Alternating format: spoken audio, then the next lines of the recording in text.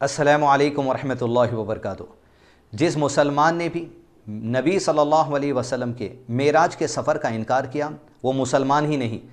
یہ عقیدہ اہل السنہ اور تمام مسلمانوں کا ہے کہ آپ صلی اللہ علیہ وسلم کو اللہ عز و جل نے جبریل علیہ السلام کے ساتھ براق سواری پر، جس کا علم اللہ عز و جل کو ہے،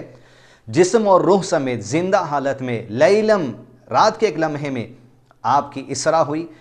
کعبۃ اللہ سے لے کے فلسطین مسجد اقصیٰ تک، پھر وہاں سے معراج آسمانی دنیا کا سفر، پھر وہاں سے مسجد اقصیٰ، پھر مسجد اقصیٰ سے واپس مسجد الحرم۔ یہ ہمارا عقیدہ ہے جس کا قرآن مجید میں واضح طور پہ اللہ عز و جل نے دلیل دے دی ہے۔ اس کا انکار کرنا قرآن کی آیت کا انکار کرنا ہے، اللہ کی گواہی کا انکار کرنا ہے، نبی صلی اللہ علیہ وسلم کی گواہی کا انکار کرنا ہے، صحابہ کی گواہی کا انکار کرنا ہے۔ اب اتنی گواہیوں کا انکار کرنے والا مسلمان اپنے آپ کو کیسے مسلمان سمجھ سکتا ہے؟ اس کے اوپر تو کفر کا ہی فتویٰ لگے گا۔ لہذا جو نبی صلی اللہ علیہ وسلم کی معراج حقیقی جسم و روح سمیت کا انکار کرے وہ مسلمانوں میں سے نہیں۔ دوسری بات، جس نے یہ کہا کہ نبی صلی اللہ علیہ وسلم نے معراج کے دن اللہ عز و جل کو راست دیکھا ہے، تو حضرت عائشہ رضی اللہ عنہ سے بڑا کوئی مفتی، کوئی عالم آج کے دور کا بھی نہیں ہے، اور آپ کی صداقت، آپ کی امانت داری پر بھی کوئی انگلی نہیں اٹھا سکتا سوائے ان لوگوں کے جو حضرت عائشہ کو گالی دیتے ہیں، نفرت کرتے ہیں، جن کا گھر جہنم ہوگا گالی دینے کی وجہ سے۔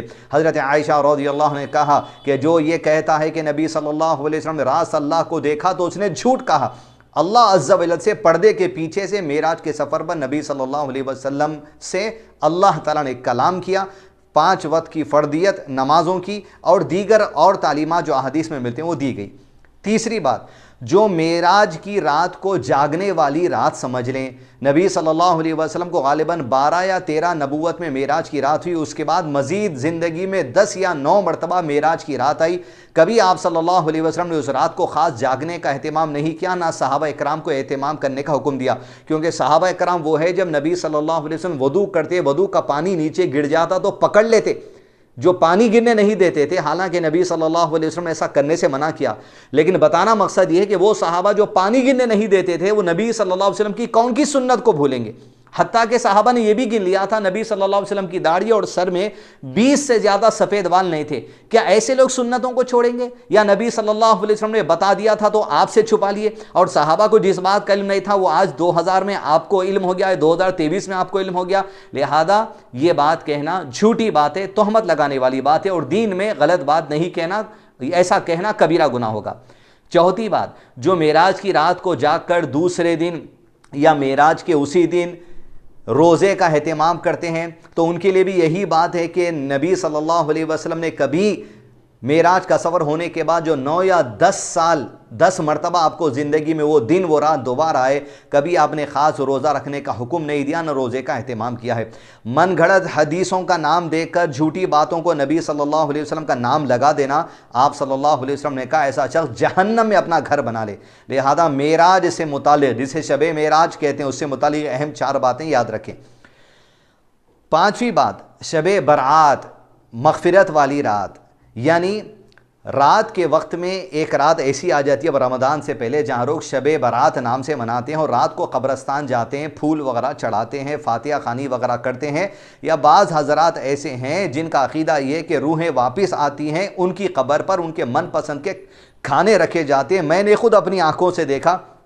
فروٹس رکھے جاتے ہیں، نان کی روٹی جو حیدرآباد میں ملتی رکھی جاتی ہے، تندوری روٹی رکھی جاتی ہے، ہم نے اپنی آنکھوں سے ان چیزوں کو دیکھا۔ گھر کے اندر ایک کمرے میں خاص پسند والی چیزیں جو مر چکے ان کو رکھ دیا جاتا ہے، یہ عقیدت کے ساتھ کہ وہ آ کر نوش فرمائیں گے۔ نعوذ باللہ، کفری عقیدہ ہے، غیر اسلامی عقیدہ ہے۔ جو ایک بار مر جاتا ہے وہ قیامت کے دن ہی اٹھے گا، اس کی روحیں اللہ عز و جل نے جہاں چاہی علیین یا سجین میں، گنہگاروں کے رجسٹر میں یا بدکاروں کے، نیکوکاروں کے رجسٹر میں لکھ دی ہیں، اور وہاں پر جہاں روحیں رکھنا تھا وہاں پر ہے۔ اب یہ عقیدہ رکھنا کہ شب برات اس رات کے دن مغفرت کی رات ہے، اور دلیل یہ پیش کی جاتی ہے کہ یقیناً نبی صلی اللہ علیہ وسلم کے بعد یہ حدیث صحیح ہے کہ جبریل علیہ السلام ایک رات کو آئے جب حضرت عائشہ رضی اللہ عنہ کے ساتھ تھے، اور دروازے کے باہر سے آپ نے آپ صلی اللہ علیہ وسلم کو آواز دی، اور آپ صلی اللہ علیہ وسلم باہر آئے مسجد نبوی کی طرف، اور جبریل علیہ السلام نے کہا آپ کا رب آپ کے لیے چاہتا ہے کہ آج بقیع قبرستان جا کے آپ وہاں پر جو مر چکے ان کے لیے مغفرت کی دعا کریں۔ لہذا آپ وہاں گئے اور مغفرت کی دعا کی۔ آپ کے پیچھے حضرت عائشہ گئے تھے دیکھنے کے لیے، کہاں گئے، پھر واپس گھر کو تشریف لائے۔ یہ واقعہ ہونے کے بعد نبی صلی اللہ علیہ وسلم کی زندگی میں مزید کئی مرتبہ یہ رات آئی، اور صحابہ اکرام جو نبی صلی اللہ علیہ وسلم کی وفات کے بعد کئی سال تک زندہ تھے، وہ جو ہم سے سب سے بہتر دین سیکھنے والے ہیں، بلکہ وہی امت کو دین سکھانے والے ہیں، نبی صلی اللہ علیہ وسلم سے سیکھ کر، نبی صلی اللہ علیہ وسلم کو دیکھ کر، نبی صلی اللہ علیہ وسلم کو سن کر،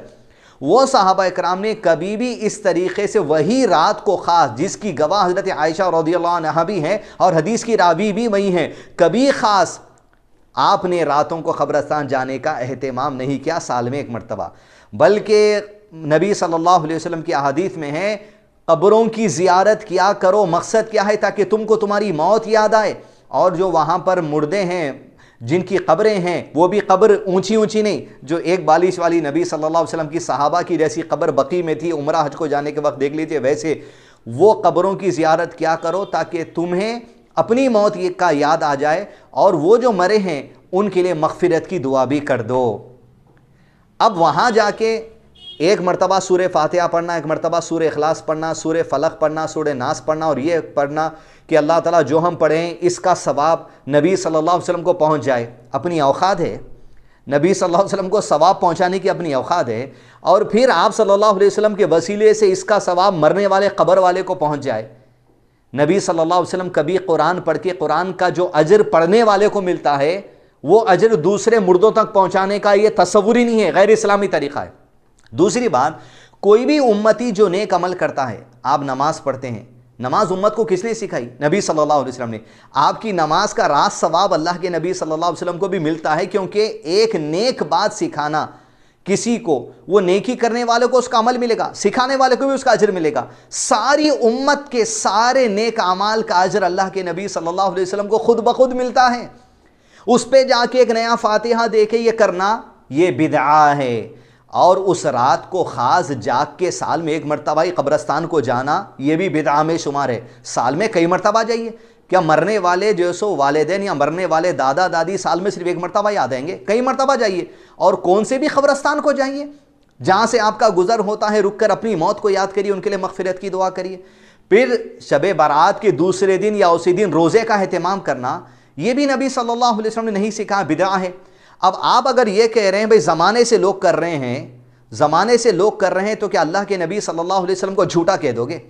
کہ اللہ کے نبی صلی اللہ علیہ وسلم کے عمل سے افضل عمل ہو گیا آپ کے پرانے لوگوں کا، آپ کے پہلے لوگوں کا؟ تو لہذا دین میں نئی بات لانے کو بدعہ کہا جاتا ہے۔ وَكُلُّ بِدْعَةٍ ضَلَالَةٍ وَكُلُّ ضَلَالَةٍ فِي النَّارِ، ہر بدعت گمراہی اور ہر گمراہی جہنم میں لے جانے والی ہے۔ لہذا شب معراج اور شب برات سے متعلق یہ بنیادی باتیں ہیں۔ پھر کیا کرنا نہیں کرنا ہے سب کام۔ قبرستان کبھی بھی جائیے، وہ رات کو مت جائیے، اس رات کو خاص کنڈوں کے فاتحہ یا دوسروں کوئی اور مردوں کی عید سے نام سے مت بنائیے۔ معراج کو بھی نہیں جاگنا، نبی صلی اللہ علیہ وسلم جاگے کیا؟ لیلۃ القدر کو جاگیے، رمضان کے آخری عشر میں پوری راتیں جو سو جاگیے۔ جو کام نبی صلی اللہ علیہ وسلم کرے ہیں وہ تو کرنے کی فکر نہیں ہے، جو نہیں کرے اس کو باپ دادا کا اور پرانے لوگوں کا نام ڈال کے پرانے لوگوں کا غلط تھے کیا بول کے وہ کرنے کی بڑی عادت ہے۔ دین میں اسی کو کہا گیا۔ پھر نبی کے بھیجے جانے کا مقصد کیا ہے؟ آپ کے باپ دادا کا دین پہ اگر آپ کو چلنا ہے تو نبی صلی اللہ علیہ وسلم کے نام پہ یہ عشق اور دیوانگی کا کیا جھوٹا دعویٰ ہے؟ پھر